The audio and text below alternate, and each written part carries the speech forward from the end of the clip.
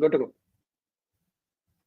जय हिंद दोस्तों, मैं हूं मेजर मोहम्मद अली शाह और मेरा बहुत बड़ा सौभाग्य है कि मैं अपने एक बहुत पुराने दोस्त, अपने senior and from the same regiment of artillery के साथ में अभी गुफ्तगू में होगा। इनका बहुत ही इलस्ट्रियस करियर रहा है फौज में।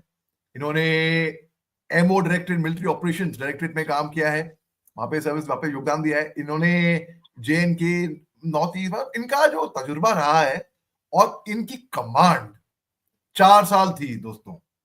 Command means being a commandant of a battalion, like in an assigned rifle battalion, or the CEO of a regiment, commanding officer, which is, if you ask any senior general, the honor and the privilege I've had of interviewing a lot of chiefs, they always have told me one thing: becoming chief was a bonus, but I've always dreamt of commanding my regiment, my unit, इस तरीके से. And he's a very very popular YouTuber. आपने इनके YouTube videos देखे हुए होंगे, but बल्कि I'll not be surprised if many of you are already his subscriber. Recently, I saw a very very nice interview of him and General Shaukin Chauhan, and I being one of his subscribers, and I was like straight away asked General Chauhan, sir, of course sir, I mean कल निखिल आपटे को मैं जानता हूँ कब से, so कल निखिल आपटे ने बोला, अरे if you remember we've crossed paths. मैं सर कैसी बात कर रहे हो सर, आपको मालूम है you are ADC to General Kapoor, General Deepak Kapoor in Udhampur, and this is before he became the chief. And after that, so but बड़ी खुशी हो रही है कि एक पुराने दोस्त के साथ मैं गुफ्तगू में हूं. Let's welcome Colonel Nikhil Prabhakar Apte. Sir, Jai Hind and thank you very much for taking your time, sir. Jai Hind Ali, and great to be here. और बड़ा अच्छा लगा when you called up and said कि let's do this. So it's a privilege to talk to a big guy like you, man. I mean, I know you for अभी कितने साल हो गए? 20 साल हो गए, but I think you haven't changed. You still look the same. और I think मजा आएगा ये करने में. बिल्कुल सर, बिल्कुल. You also still look the same actually. Sir कोई कहेगा नहीं कि CEO साहब है और कमांड का ये वो भी 4 साल कमांड किया है, कोई कहेगा नहीं सर ये बात. एक्सेप्ट मेरे बाल झड़ गए, मतलब उस टाइम बाल थे, बट वो शायद कमांड के ऊपर ब्लेम कर सकते हैं.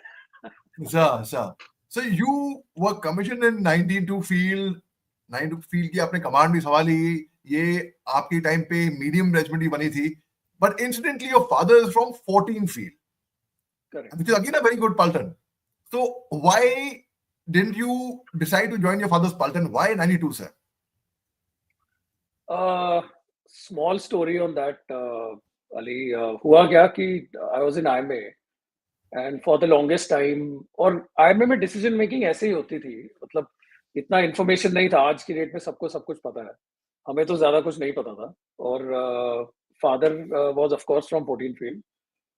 तो मेरा तो आर्टिलरी ज्वाइन करने का मकसद यही था कि I did my college from Bombay और पेरेंट्स पूना में सेटल थे. तो मैंने कहा यार बाकी कोई भी रेजिमेंटल सेंटर जाऊंगा तो दूर पड़ेगा, देवलाली चलता हूँ, स्कूल ऑफ आर्टी वहीं होगा, ज्यादातर टाइम वहीं होगा, बॉम्बे पूना आना जाता रहेगा. सो इस वजह से मैंने आरटी ऑप्ट की और 14 फील्ड की जगह मैंने 17 पैरा फील्ड बना था फॉर्म में. अब मुझे नहीं पता था कि 17 पैरा फील्ड में कोई ज्यादा ही हाई मेरिट ऑफिसर थे, वो चले गए और मेरा नंबर नहीं पड़ा. और मैंने अपने second choice of course 14 field दिया था, लेकिन 14 फील्ड में मेरे से 6 महीने पहले ही एक कर्नल देशमुख है, वो विक्रम देशमुख, वो भी मेरा दोस्त है, तो वो कमीशन हुआ था. तो मैंने कहा यार अभी, और थर्ड चॉइस मैंने दी थी इन्फेंट्री, जिसमें मैंने भरी थी सिख लाई और मराठा लाई. तो अभी पता नहीं MS ब्रांच ने क्या देखा, तो उन्होंने मेरे को 92 फील्ड दे दी. और 92 फील्ड उस टाइम 92 मीडियम होती थी and it has a pure Sikh composition.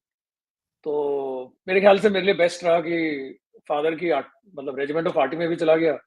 और मैंने मतलब बहुत सारा अपना बचपन पंजाब में गुजारा था फादर के साथ.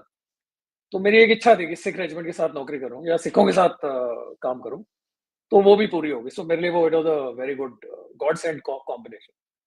Wow sir, wow. मैंने एक पंजाबी फिल्म करी है सर, एक, and I had to learn Punjabi in that. तो my paltan is a combination of pure Rajput. तो मैं जो भी थोड़ी बहुत पंजाबी मैंने सीखी, लाइक यू नो, आप पंजाबी बोलते हैं सर थोड़ी बहुत? हाँ बिल्कुल चंगी बोलता मैं पंजाबी, कोई अरे great.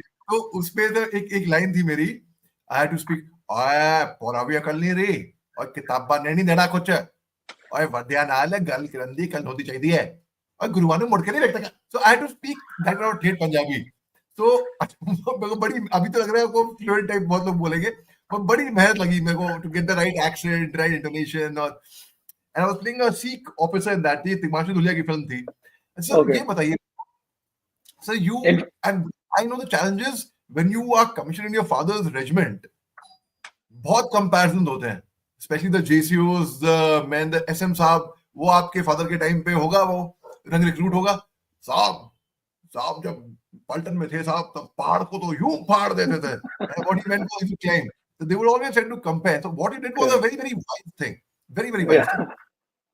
So See, I let's talk. remember since you mentioned Punjabi, so only thing I remember is my father didn't know. उनको ज़्यादा पंजाबी नहीं आती थी. He was from 14 field Dogra unit है. लेकिन हाँ एक पंजाबी का फ्रेज उनको पूरा पता था. So when I said कि मैं 92 जा रहा हूँ और 92 मतलब मीडियम अलॉट हुई है और सिख यूनिट है. तो he just said लाहौरे Futuh पेशौरे Futuh वहाँ जाके काम ठीक कर लेगा.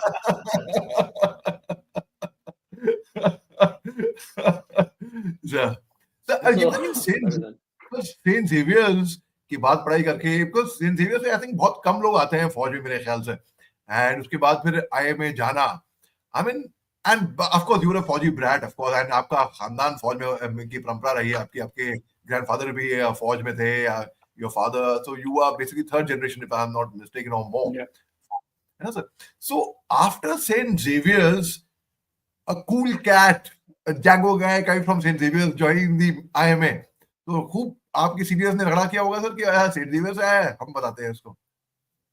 हाँ, मतलब थोड़ा मुश्किल ही था मेरे लिए स्टार्टिंग में, नॉट फिजिकली बट अडेप्टिंग करना. फिजिकली इसलिए नहीं था कि बचपन से स्पोर्ट्स वगैरह में था, तो इतना कोई फिजिकल इशू नहीं था.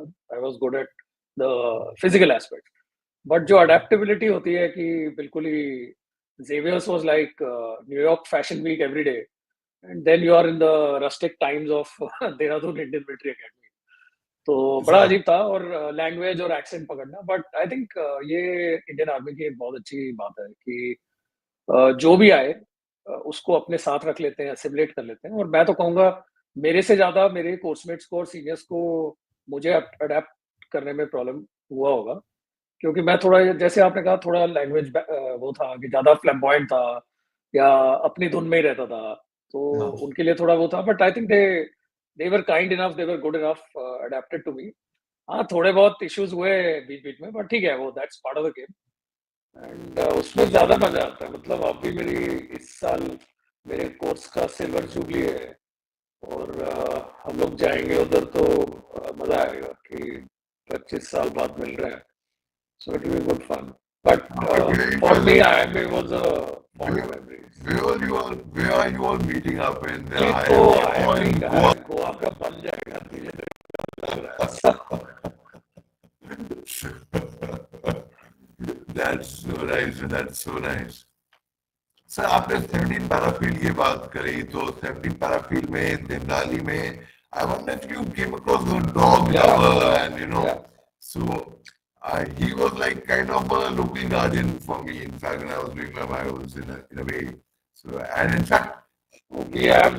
sir, Sorry, please go on. so when I was being commissioned that time, General Patankar had come, and to give us, we were awed by him. He be a gunner of the maroon beret and such things.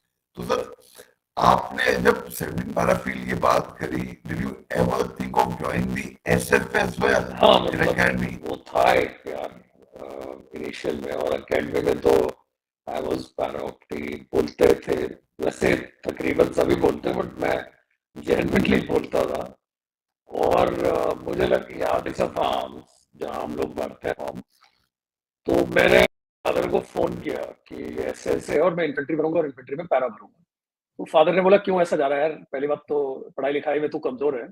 Infantry में अगर तू पढ़ाई लिखाई नहीं करेगा तो तेरी life पूरी फॉरवर्ड पोस्ट और LRP और ये करते हुए निकल जाएगी. दूसरा, उनके वो अपने एक्सपीरियंस से बता रहे थे कि पैरा में जाएगा तो पैरा में one jump and you will break your leg, फिर LMC हो जाएगा, और फिर लाइफ बड़ी मुश्किल हो जाती है अपने आप को सेटल करना.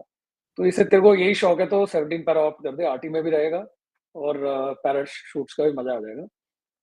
जहाँ तक ब्रिगेडियर जयवंत का, you asked me, very fond memories of him. Unfortunately he is no more with us, but मैंने एक रेजिमेंट ऑफ आर्टी का एक्सपीडिशन किया था मंदिर पर्वत इन 2003. और हम लोग देवलाली में आए थे सिलेक्शन के लिए, और हमारे जो टीम लीडर थे, then brigadier I mean now brigadier MS Gill, he was also my battalion commander in IMA जब मैं कैडेट होता था। हाँ हाँ, तो ऑफ कोर्स ऐसा करेक्ट, ऐसा so Popsy, fondly known as Popsy Gill. तो पॉप्सी गिल सर थे, एंड सिंस वो 17 पैरा से थे, Jaywant sir was in Deolali. तो हमारे जितने ये सिलेक्शन और प्रैक्टिस और ट्रायल, रॉक क्लाइंबिंग वगैरह सब होता था नासिक में, पहाड़ों में। तो जयवंत सर कई बार हमारे साथ आ जाते थे। I still remember he was 70 plus that time, लेकिन जोश उनका मेरे ख्याल से 17 साल के लड़के जितना ही था। बिल्कुल सर, बिल्कुल बिल्कुल, एब्सोल्युटली सर।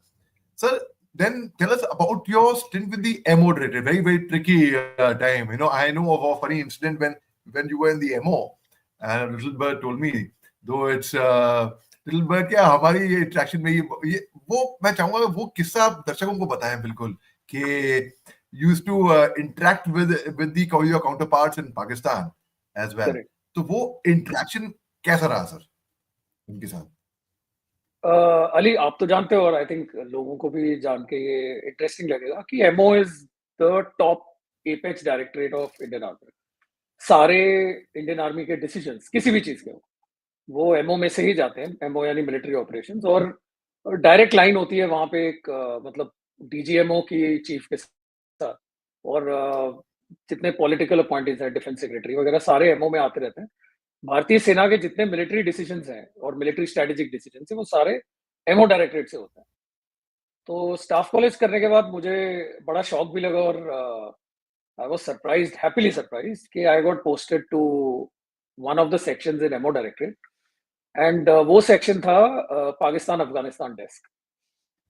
और मेरे लिए तो बहुत नया था। मैं एक आर्टिलरी की छोट यूनिट में 2IC था, और वहां से सीधा उठा के एमओ डायरेक्टरेट में पहुंचा। और based on whatever parameters MO directorate thought I was fit for, MS thought I was fit for. और एमओ में the first thing I noticed was, मेरी जो कुर्सी थी जहां मैं बैठता था, एक छोटा सा रूम था, उसमें हम 3 ऑफिसर्स थे, और जहां मैं बैठता था उसके साइड में एक टेलीफोन रखा होता था, और वो अपने आप बजने लगता था। उसमें कोई कीपैड नहीं, कोई कुछ नहीं, जस्ट एक टेलीफोन है और वो बजता था। तब मुझे बताया गया कि this is the parallel hotline for India Pakistan hotline. और एक भारत और पाकिस्तान के बीच में समझौता है, उसके तहत एक हॉटलाइन एस्टेब्लिश की गई थी कई साल पहले। आई थिंक 71 वॉर के बाद ये हुआ था। और ये हॉटलाइन रेगुलरली यूज होती है। तो जो डीजीएमओ है वो, या बीच के जो सीनियर ऑफिसर्स हैं, वो यूज करते हैं। लेकिन हम जो मेजर्स और लेफ्टिनेंट कर्नल्स थे वहां पे, हमें वहां पे ये मीटिंग सेट करना, एजेंडा पॉइंट डिस्कस करना, या छोटी मोटी जो इंटरनल परमिशंस होती हैं, ये हमें अपने काउंटर पार्ट से लेना पड़ता था। और काफी इंटरेस्टिंग वाक्य होते थे कि हम लोग बात करते हैं, और वो भी हमारे जैसी हैं, सिमिलर सर्विस सेटअप। तो मुझे याद है मेरे काउंटर पार्ट उस साइड पे होते थे मेजर इमरान और कैप्टन साकिब, और इनसे मेरी काफी बात होती थी। तो उनमें से एक, अब मेरे को नाम याद नहीं है, बट या वो थे या उनमें से एक कोई थे, जो हमारी जब भी कॉन्वर्जेशन होती थी वो भगवान को बड़ा याद करते थे। जैसे मतलब हर सेंटेंस में इंशाल्लाह जोड़ना, अहमदुल्लाह जोड़ना। और हम भी, we are also all God fearing people. लेकिन मेरा मानना ये है कि आदमी अपने कर्मों से भी बना है। भगवान यस आपकी हेल्प करेगा, लेकिन पहले अपने काम तो ठीक कर लो, और अपने काम ठीक कर लो तो गॉड इज ऑल मर्सीफुल, और वो करेंगे मदद। लेकिन हर चीज में भगवान को घुसाना, इंडियन आर्मी की तकलीफ ये नहीं है। इंडियन आर्मी भगवान को मानती है, भगवान के शरण में काम करती है, और भगवान को मानते हुए अपने ऑब्जेक्टिव अचीव करती है। लेकिन हम हर चीज में भगवान को नहीं लेके आते, हर सेंटेंस में और दूसरे सेंटेंस में। तो ये चीज मेरे को ना 2-3 बार ऐसा फोन पे बातचीत हुई, और ये चीज खल रही थी मेरे को बहुत ज्यादा। तो एक दिन ऐसे ही, आई एम फ्रॉम बॉम्बे, और आपको पता है बॉम्बे की, you also know how Bombay speaks, और बॉम्बे की भाषा भी आपको पता है। तो एक दिन उन्होंने कुछ कहा ऐसा, तो मेरे से पूछा कि और सर आप कैसे हैं? तो मैंने कहा यार एकदम झकास। अब ये एकदम झकास तो बिल्कुल अनिल कपूर की टोन में मैंने बोल दिया उसमें एक डीजीएमओ हॉटलाइन पे, जो कि एक डिप्लोमेटिक चैनल है, एज ए यंग ऑफिसर। तो मैंने तो बोल दिया, और वहां पे सन्नाटा हो गया कि ये क्या बोला है, उनको समझ में नहीं आ रहा ये आदमी बोल क्या रहा है। कोई अलग ही उनको लगा, कोई अलग जुबान में है। तो मेरे से बार बार पूछे कि सर आपने क्या कहा? तो मैंने कहा कुछ नहीं आता। तब तक मुझे भी टेंशन हो गई कि ये कहीं ना कहीं कोई रिकॉर्ड कर रहा होगा, और बाद में मेरे से पूछेगा कि कैसे आप अनडिप्लोमेटिक बात कर रहे हो इसके ऊपर। तो वो जोश में तो मेरे मुंह से निकल गया था। सो मैं भी उसको डिनाई कर रहा हूँ और वो वहां से मेरे को बार बार पूछे। अब 2-3 दिन बाद जब फिर बात हुई फिर पूछे कि आपने क्या बोला था। तो I never told them what I said, but that was one moment I still remember. It was a casual moment और मजा आता था।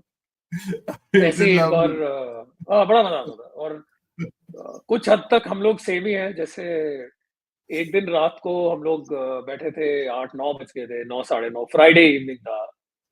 और जनरली फ्राइडे इवनिंग या सैटरडे इवनिंग हर एक को रहता है कि यार जल्दी से जाओ, अगला संडे आ रहा है। संडे को जनरली काम कम होता है। ऑल्दो एमओ में 7 दिन, 365 दिन, 24 घंटे का वर्क कल्चर है, बट फिर भी आदमी को रहता है यार आज फ्राइडे, आज काश मैं जल्दी छूट जाऊं। क्योंकि बाकी साथी संगी तो फ्राइडे 5 बजे अपनी दुकान बंद करके चले जाते हैं। लेकिन उस दिन मैं बैठा था और अपनी किस्मत को मतलब सोच ही रहा था कि यार अभी बैठा हूँ इधर। और तभी वो फ़ोन बजा और मेरे जो काउंटर पार्ट थे उधर, उन्होंने बोला, "हेलो सर, आप कैसे हैं?" तो बोला, "सर, आप अभी तक ऑफ़िस में हैं?" तो मैंने कहा, "हाँ यार, अभी तक ऑफ़िस में हैं, इसमें क्या है?" तो उन्होंने कहा कि, "सर, इसका मतलब आग दोनों तरफ बराबर है, हम भी रोज़ यहाँ पर 9-9 बजे तक ऑफ़िस में बैठ रहे हैं।" तो पहले तो हँसी आई, फिर बाद में खुशी भी हुई कि ठीक है, अगर अपने गम में गम नहीं, दूसरे की खुशी में गम है, तो उसका भी गम बराबर था। तो ऐसा चलता रहता था, हमारी बीच-बीच में नोक-झोंक भी होती थी, बट काफ़ी प्रोफ़ेशनल एंगेजमेंट रहा। उनके साथ काम करने में थोड़ा एक्सपीरियंस भी आया और मज़ा भी आया। और कुछ इंसिडेंट्स थे जहाँ पे we could prevail on them and sometimes we had to listen to what they say. It was a good experience, very funny. So, so this remind me, आप लोग हॉट एयर बात कर रहे थे, and in 2003 when I was at the LC, हमारी हमारी एक post थी, हमारी पलटन was looking after that post, जो केवल the closest post actually I would call it, 30 metres away. तो 30 मीटर्स भी कुछ लगा था, कप रखा अपने चाय का, वैसे उनका उनके लंगर है, टिंग टोंग आवाज आ रही थी बर्तन चम्मच की। तो वहां से आवाज आया, साथी साथी क्या कर रहा है, साथी डर रहा है, नहीं, वहां से ऐसे ही एक बंदे ने पूछा, साथी डर रहा है। साथी वाज लाइक काइंड ऑफ या या तकलीफ या नाम उनको दे रखा था। तो वहां से वो जोकिंग ओनली, वहां से बंदा, नहीं नहीं, डरेगा क्यों, डरेगा क्यों। So he got a bit serious about that. So you had been a student at staff college. पहली बात तो स्टाफ कॉलेज क्लियर करना ही बहुत बड़ी बात है, एंड स्टाफ कॉलेज क्लियर करके आप स्टूडेंट बने, बाद में आप एज एन इंस्ट्रक्टर भी है। और मैं करेक्ट। खास, मेरे को लगाव डीएसएससी से इसलिए है sir, because I grew up there in Lawrence school, Lovedale. I oh nice. did so I did my schooling right after 6th till 12th. I was there, in fact.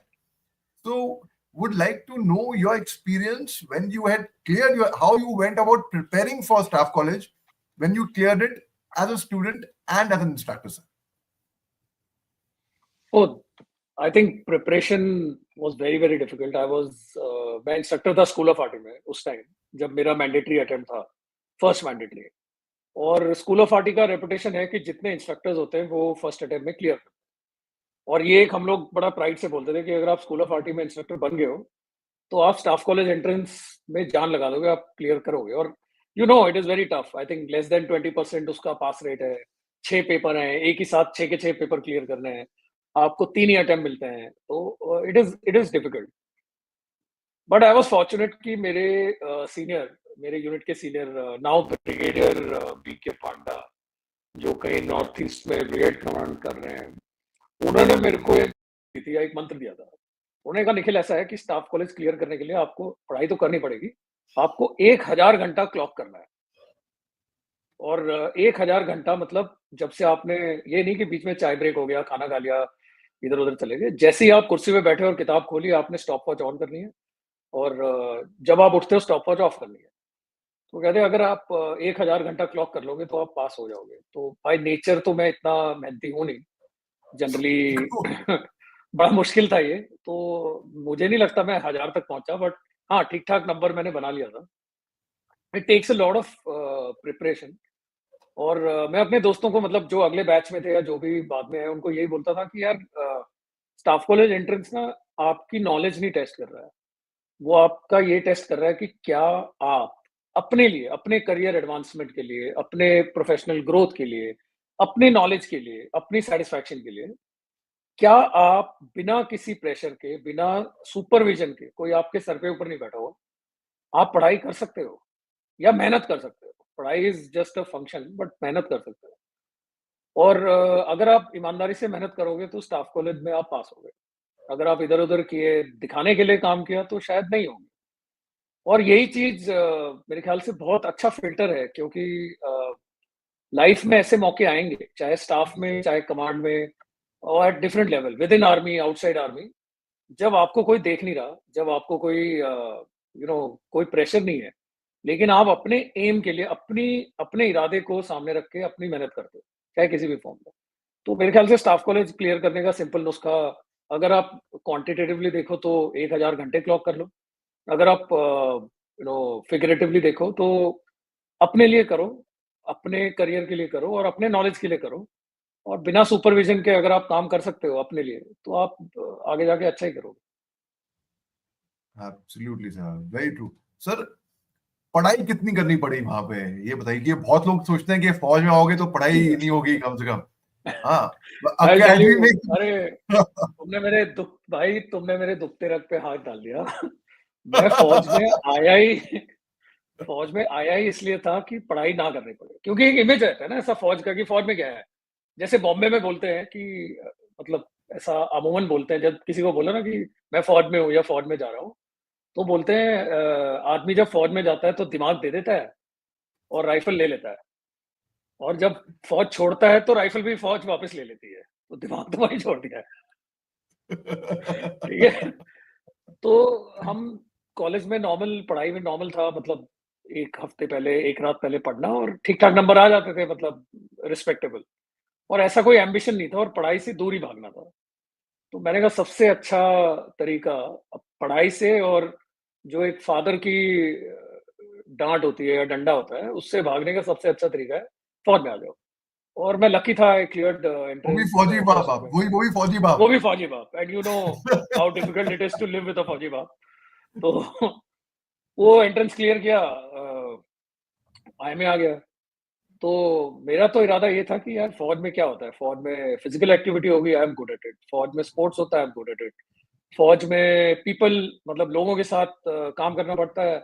मेरे लोगों के साथ बातचीत अच्छी थी, कम्युनिकेशन अच्छा था। तो मैंने ये तो कर लिया, मेरे जहन में ही नहीं था कि पढ़ाई वढ़ाई करनी पड़ती है, और ना मैं कहीं वहां पे किताबें खोली। लेकिन जब अकेडमी में भी नॉर्मल मिडिल में ही पास आउट हुए, क्योंकि पढ़ाई लिखाई से कोई लेना देना नहीं था। बायोस फर्स्ट कोर्स करने गए, वहां भी बिना पढ़े ही 60-65 नंबर आ गए, 10% नंबर आ गए। तो एक रिस्पेक्टेबल ग्रेडिंग आ गई, बहुत अच्छी नहीं थी बट बहुत खराब भी नहीं थी। तो वो भी ठीक ही रहा। लेकिन धीरे धीरे मुझे ये रियलाइज हुआ, और army is a very unforgiving organisation if you are professionally incompetent. अगर आपको अपना काम नहीं आता तो फौज में आपको बिल्कुल इज्जत नहीं मिलती, बिल्कुल ही। और वो सही भी है, क्योंकि आपके decision making as an officer, as a leader, आपकी डिसीजन मेकिंग और आपकी नॉलेज के ऊपर लोगों की जानें डिपेंडेंट है। और फौज इसको भली-भांति समझती है। और इसको मापने का, जब लड़ाई में मापोगे हो तो लड़ाई में मापोगे, बट पीस टाइम में इसको मापने का तरीका एक ही है कि आपकी परफॉर्मेंस, एकेडमिक परफॉर्मेंस कैसी है, बिसाइड्स यूनिट के अंदर की परफॉर्मेंस। तो आप यूनिट के अंदर ऑपरेशनली डिप्लॉय हो गए, यूनिट में काम करोगे, अलग अलग काम करने पड़ते हैं, उसकी परफॉर्मेंस आपके सुपीरियर जज करते हैं। और कोर्स की परफॉर्मेंस, ट्रेनिंग की परफॉर्मेंस वहां के इंस्टीट्यूशंस जज करते हैं। और इसी बेसिस पे फौज एक आंकलन लगाती है कि ये ऑफिसर जो है ये आगे जाने लायक है कि नहीं है। और आगे जाने का भी सेकेंडरी है, जो आपके साथ, जिन लोगों के साथ आप रहते हो, जवानों के साथ, जेसीओ के साथ, 500-800 आंखें आपको देख रही हैं। तो अगर आपको आपका काम नहीं आता तो आपको अपनी आंखें नीची करके चलनी पड़ती है, और बड़ा मुश्किल हो जाता है। तो जब मेरे को ये रियलाइज हुआ कि प्रोफेशनल कॉम्पिटेंस से मैं बच नहीं सकता और पढ़ाई तो करनी पड़ेगी, तो फिर पढ़ाई भी कर ली और ठीक-ठाक ही कर ली। तो नंबर भी ठीक आए और कोर्स ग्रेडिंग भी ठीक है, और फिर पोस्टिंग्स भी ठीक आई।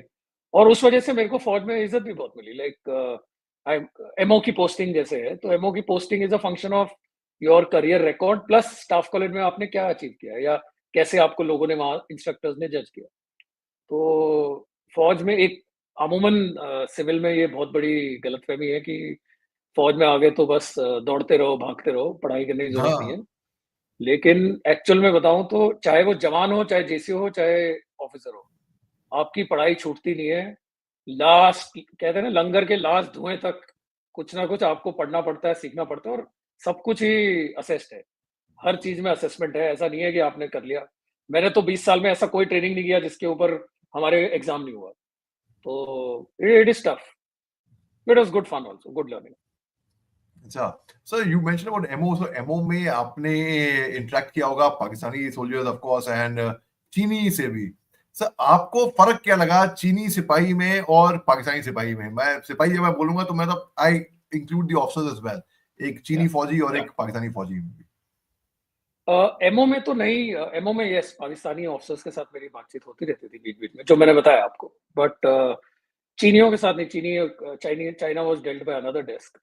उनके साथ कोई ज्यादा इंटरेक्शन नहीं था। लेकिन मुझे याद है कि बिल्कुल यंग डेज में, बिल्कुल ही मेरी जस्ट 1-2 साल नौकरी थी, और मैं एक पोस्ट है अपनी दौलत बेग ओल्डी, ये सब सेक्टर नॉर्थ हाँ में है। हाँ और दौलत बेग ओल्डी आज की डेट में बड़ा फेमस हो रखा है, बिकॉज उस टाइम पे तो वहां पे एक रेगुलर आर्मी की कंपनी थी लद्दाख स्काउट्स की, और एक आईटीबीपी। आज मेरे ख्याल से वहां पे एक बटालियन या मे बी ब्रिगेड बैठा हुआ है। और दौलत बेग ओल्डी इसलिए फेमस है कि वो जो काराकोरम पास है उससे क्लोजेस्ट हमारा जो पोस्ट है वो काराकोरम दौलत बेग ओल्डी है, डीबीओ कहते हैं उसको। और डीबीओ की एक और खास बात है कि वहां पे एक लैंडिंग स्ट्रिप भी है, जिसमें उस टाइम तो वो डिसयूज थी या काम में नहीं थी। लेकिन कुछ साल पहले इंडियन एयरफोर्स ने बहुत ही तगड़ा काम किया, और ऐसी जगह पे AN-32 और आई थिंक C-130 लैंड किया है। आई थिंक वर्ल्ड का हाईएस्ट वो अनप्रिपेयर्ड ऐसा कच्चा सा लैंडिंग ग्राउंड है, वहां लैंड किया। तो जब और के पास की अगर मैं आपको बताऊं कि खासियत क्या है, तो के पास जो है हमारी चाइना के साथ अगर हम बाउंड्री देखें तो तकरीबन तकरीबन सारा लाइन ऑफ एक्चुअल कंट्रोल है, जो कि ईस्टर्न लद्दाख से शुरू होता है। लेकिन के पास में इंटरनेशनल बाउंड्री है, रिकग्नाइज्ड, जो कि एक्चुअल हमारी भारत और चीन या भारत और तिब्बत के बीच की ऑफिशियल इंटरनेशनल बाउंड्री है, सीमा है। तो उधर वो भी मौका मिला के पास जाने का। और जब मैं वहां पे था तो चाइनीज के साथ इंटरेक्शन हुआ 1-2 बार। उस टाइम ये मैं बता रहा हूँ 2001 की बात, I think between August to September, August to October 2001। तो we were just out of Kargil, 99 में कारगिल खत्म हुआ था, और 1 साल बाद हम लोग उधर थे डीबीओ में। और चाइनीज सोल्जर्स जैसे सोल्जर्स होते हैं वैसे ही थे, जैसे हमारे थे वैसे ही थे। लेकिन हाँ, उस टाइम जो उनका इक्विपमेंट था, व्हीकल्स था, क्लोथिंग था, वो इक्विपमेंट में तो हमसे ज्यादा बेटर थे थोड़े से। लेकिन क्लोथिंग वगैरह हमारा जो विंटर क्लोथिंग और ये सब था, वो हमारा बेटर था। लेकिन बाद में कई साल बाद जब मैंने उनको सिक्किम में देखा, तो मुझे रियलाइज हुआ कि नहीं, दे हैव रियली अपग्रेडेड। मतलब इन 14 15 15 16 I saw them in Sikkim. तो वहां पे वो देखा कि दे हैव रियली अपग्रेडेड। आज की डेट में देखो, सोल्जर्स हर देश के तकरीबन तकरीबन सिमिलर ही होते हैं, चाहे वो पाकिस्तान हो, इंडिया हो, यूएस हो, चाइना हो।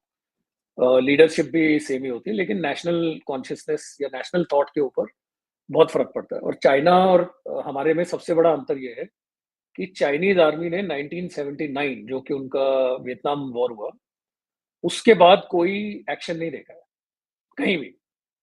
उसके पहले उन्होंने वियतनाम में देखा है, उन्होंने आई थिंक रशिया के साथ एक लड़ाई हुई थी छोटी सी उसूरी रिवर पे, जिसमें उनको बहुत मार पड़ी। उसके पहले 62 में हमारे साथ लड़े, जहां वो सक्सेसफुल रहे। बट 79, अभी उसको हो गए ऑलमोस्ट 35 साल, राइट। और अगर आप देखो कि 44 years, एक, 44 years। हाँ 40 साल, तो ऑलमोस्ट 40 साल हो गया उसको। और 40 साल में उनकी फौज ने एक्शन नहीं देखा किसी भी टाइप का। ना इंसर्जेंसी देखी है ज्यादा, ना कोई एलसी टाइप एक्शन देखा है, ना कोई कन्वेंशनल कॉन्फ्लिक्ट देखा।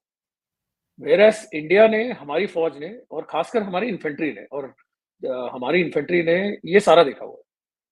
तो जो बटालियन उनकी हमारे सामने होगी या हमारी उनके सामने होगी, तो हमारे पास जो एक एक्सपीरियंस है, कॉम्बैट एक्सपीरियंस कह लो, तो वो उनसे ज्यादा है। इसमें मुझे तो मतलब कोई डाउट नहीं है। We are more battle hearted relatively. Having said that, मुझे लगता है आज की डेट में वो हमसे टेक्नोलॉजिकली बहुत सुपीरियर है। और वो अलग तरह से लड़ेंगे, वैसे शायद नहीं लड़ेंगे जैसे हम वो सोचते हैं कि वो लड़ेंगे। इसीलिए लाजमी ये भी है कि हम भी वैसे ना प्लानिंग बनाएं जैसे हम अमूमन पाकिस्तान के साथ प्लानिंग करते हैं।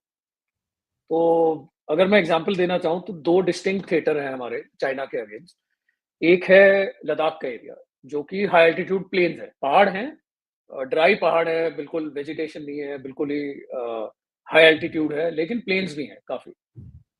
और फिर है नॉर्थ ईस्ट का एरिया जो हाई माउंटेन है, हाई एल्टीट्यूड है, लेकिन बड़े पहाड़ है, जंगल-झाड़ी भी है, पत्थर है, गीला है, एक्सट्रीम कोल्ड है, वो बिल्कुल ही अलग है। मेरे हिसाब से दोनों जगह लड़ने की जो रणनीति है, वो अलग-अलग होनी चाहिए।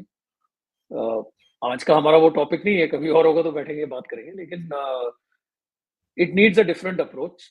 We can not adopt the same template जो एक जगह फिट है वो दूसरी जगह। शायद फोर्स स्ट्रक्चरिंग अलग चाहिए, शायद इक्विपमेंट अलग चाहिए और थॉट अलग चाहिए। अ, राइट। पाकिस्तानी तो मोर और लेस हमारे जैसे ही हैं। इट डिपेंड्स कि कौन किस जगह बैठा हुआ है। उनका कल्चर सिमिलर है और वैसे ही है, राइट। मतलब ऐसा कोई ज़्यादा फ़र्क नहीं है। Right. So let's go to a very important part of your career, which is when you took assumed command of 92. And sir, assuming command, जब आप CEO साहब बने, जब आप colonel साहब बने, you put the red colored off. How did was that feeling of taking over and finally sitting in the CEO's office on the chair? That अब मैं CEO साहब बन गया हूँ पलटन का. Very overwhelming, I will be very honest, very overwhelming, क्योंकि मैं एक तो उसी यूनिट का वायो था, उधर ही कमीशन हुआ और एक हर वायो के दिल में रहता है कि यार मैं अपनी यूनिट कमांड करूं। कुछ खुशकिस्मत होते हैं जिनको मौका मिलता है, नहीं तो वो कहीं और कमांड करते हैं। और पहले 2 साल जब मैं 92 में था, मैंने जैसे बताया कि मैं बहुत ही बेफ़िक्र इंसान था और जो-जो एक यंग ऑफ़िसर की हरकतें होती हैं, अच्छी और अच्छी कम बुरी ज़्यादा, वो सारी हरकतें मैं कर रहा था। मतलब हर साइड से मतलब अलग ही चल रहा था। इनफैक्ट मेरे को याद है, मेरे जो उस टाइम सीईओ थे, वो बाद में जनरल बने, जनरल सुकेश, 39 डिव कमांड किया उन्होंने। वो कहते थे कि you are my NPA, non performing asset, कि तू कब किसकी नौकरी खराब करेगा उसका कोई गारंटी नहीं है।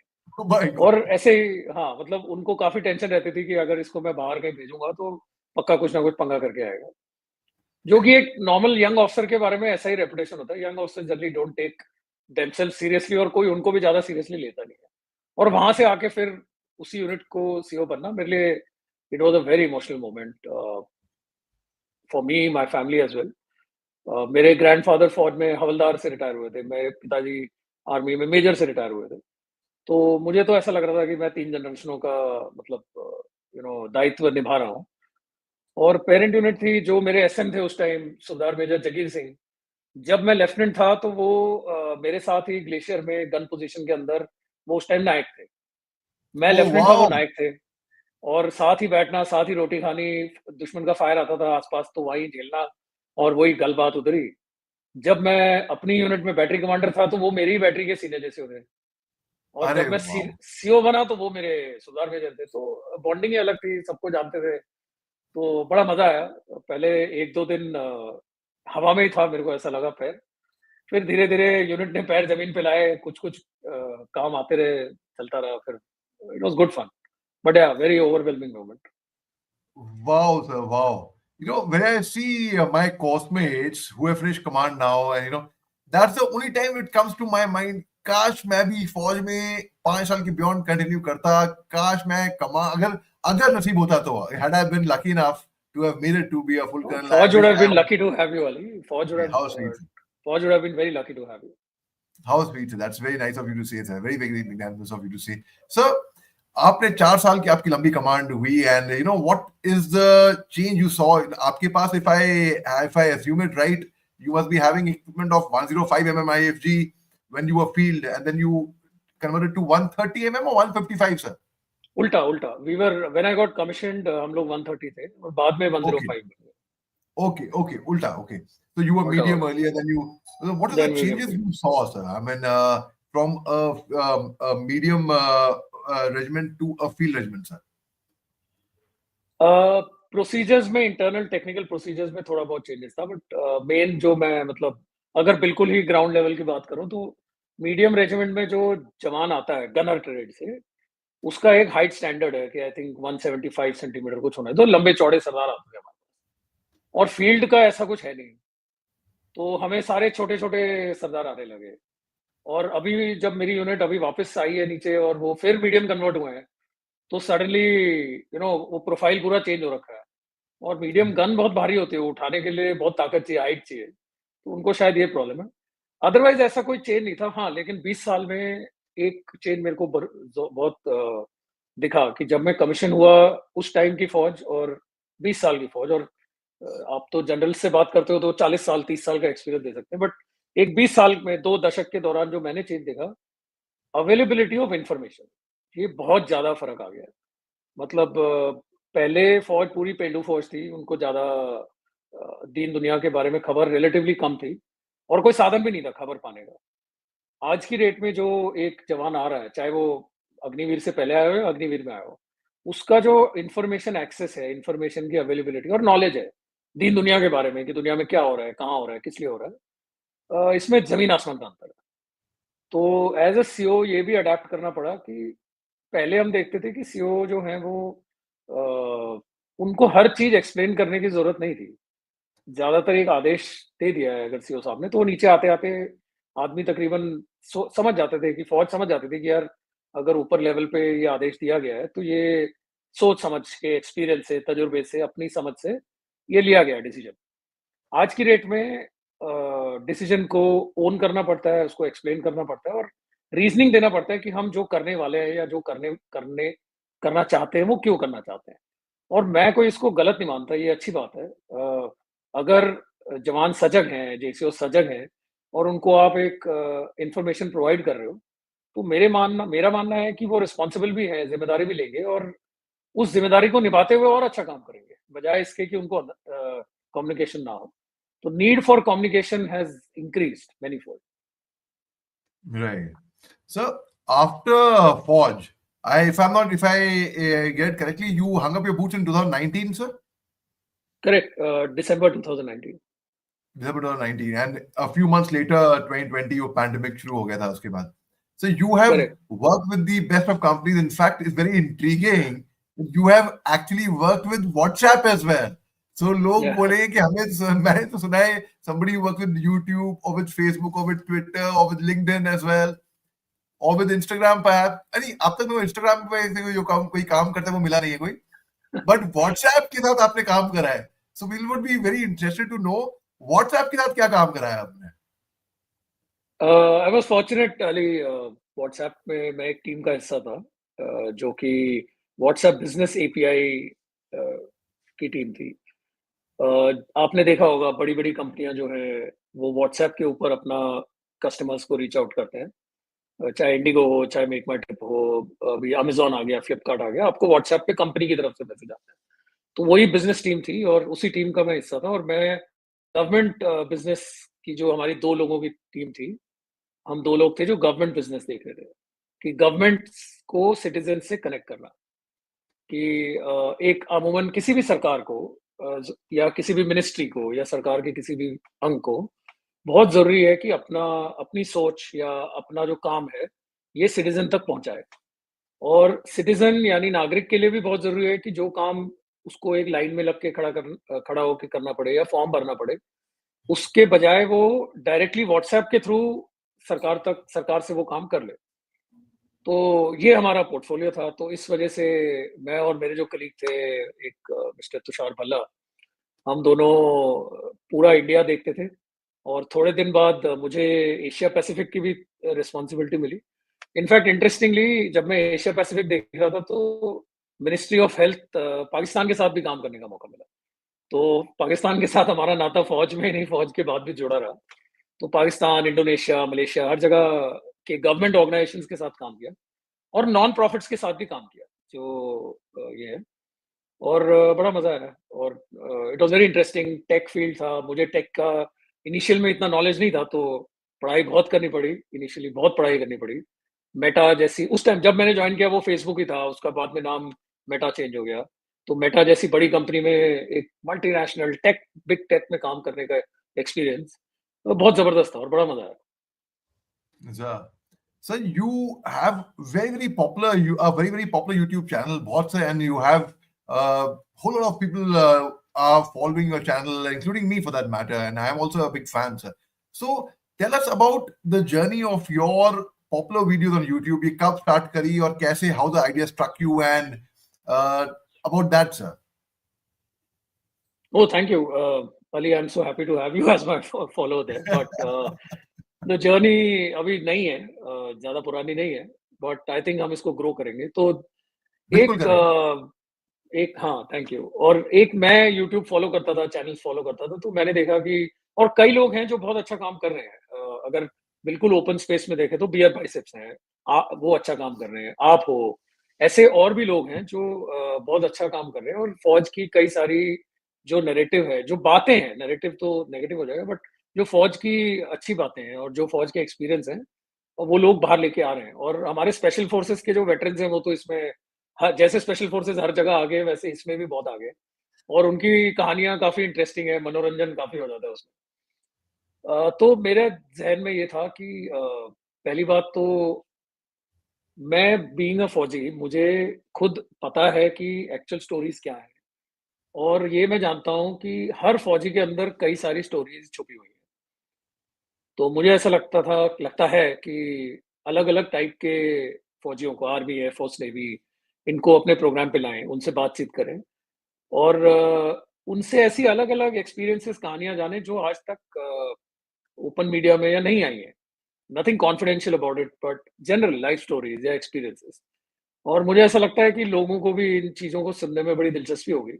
आपका सब्सक्राइबर बेस देख के मुझे काफ़ी I get lot of confidence.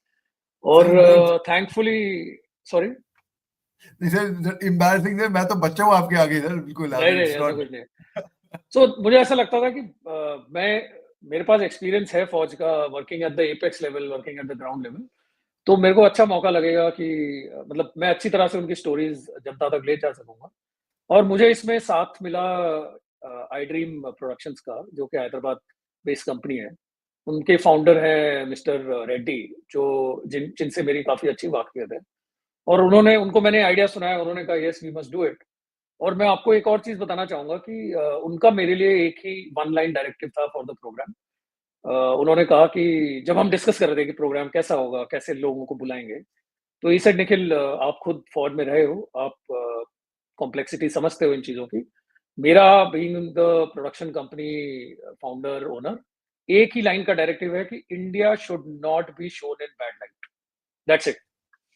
कह रहा इसके अलावा डू फुल फ्री हैंड है, आपको जो करना है करो। लेकिन उनका अपने देश के प्रति ये भावना थी कि भारत को अच्छा हमने दिखाना है। आपको पता है कि यूट्यूब पे व्यूअर्स लेने के अलग-अलग तरीके हैं। तो उन हथकंडों को नहीं अपनाना है, हमने अपना अच्छा कंटेंट बनाना है और अच्छे लोगों से बात करनी है और उनकी स्टोरीज़ आगे लानी है। तो या आई dream Bharat is the name of the channel. और देखते हैं आगे चल के और बढ़ेगा वो।